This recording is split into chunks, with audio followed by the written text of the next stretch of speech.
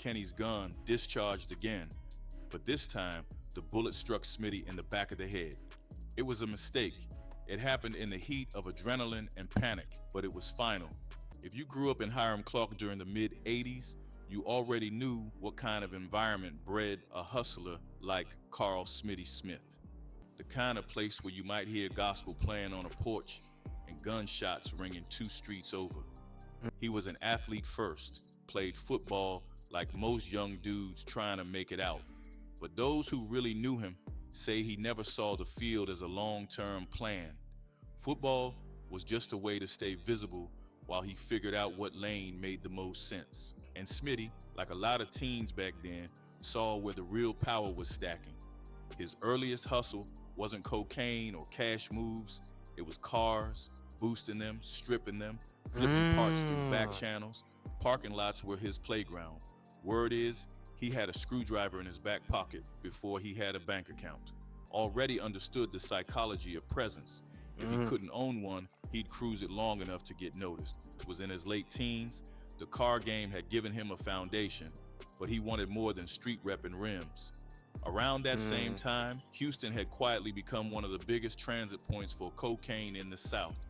With the border just hours away and the I-10 and I-45 cutting through the city, kilos were coming in heavy from Mexican and Colombian routes. He wasn't going to be a traditional plug. He was going to play one. If he could make it look good, sound right, and smell just enough like the real deal, he could make money without ever touching the actual product. It didn't take long before he was getting 10, 15 racks up front for shipments made out of drywall and flour. What made it work was how he framed it. He wasn't desperate, he wasn't pushing. He made it seem like he was blessing folks, letting them in on something exclusive. And when the orders came, he was gone before they could test it.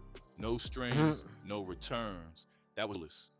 He started showing up at key night spots in 3rd Ward, Midtown, and North Side, making sure his face stayed familiar in all the right circles. He built a whole system that made his scams difficult to trace, harder to anticipate, and nearly impossible to retaliate against in real time.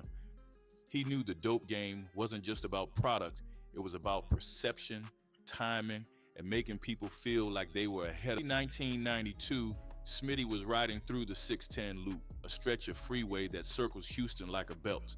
He wasn't alone that night. In the passenger seat was Kenny Bell, one of his longtime friends, but somewhere on that freeway, another vehicle pulled up beside them and opened fire. The shots came without warning.